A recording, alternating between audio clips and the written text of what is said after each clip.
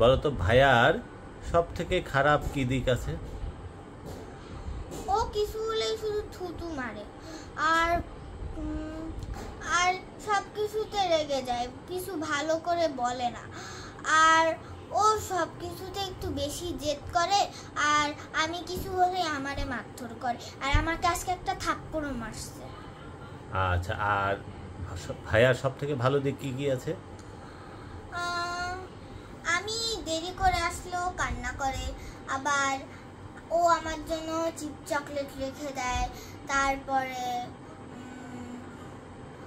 ও আমার একটু একটু কথা শোনে, আমার সাথে খেলে, তারপরে আমাকে অনেক কাতুকুতু দেয়, আমি ওকে অনেক কাতুকুতু দিই।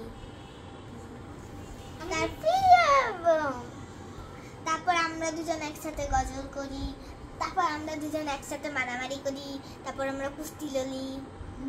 আচ্ছা, এবার বাবা বলো তো বুবুর খারাপ দিক কি কি আছে?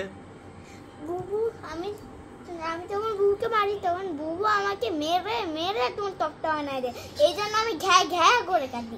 আচ্ছা, আর কি কি আছে খারাপ দিক?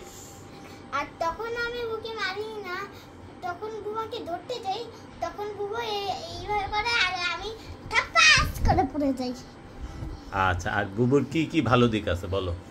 বুবু আমাকে সবসময় আদর করে, আর বুবুকে আমি কাতুকুতু দিই, আর বুবু আমাকে কাতুকুতু দেয়, আর আমার আদরের প্রিয় বোন হলো বুবু, মানে ওরসা।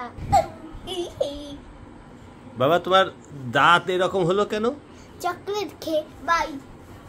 ওর দাঁত চকলেট খেয়ে না, ও মাম্মাম তো অফিসে থাকতো, ডাক্তার তো, তখন নানার কাছে দিয়ে যেত, নানা ওকে ফিডার খায় ঘুম পাড়াতো, ফিডার খায় কান্না থামাতো, ফিডার খায় ঘুম পাড়াতো, ফিডার খাওয়াতো, খাওয়ার সময় ফিডার খাওয়াতো, ঘুমানোর সময় ফিডার খাওয়াতো, ঘুরতে নিয়ে গেলে ফিডার খাওয়াতো, ওই জন্য ওর দাঁত পচা হয়ে গেছে। তারপর ও চকলেটও খাইছে।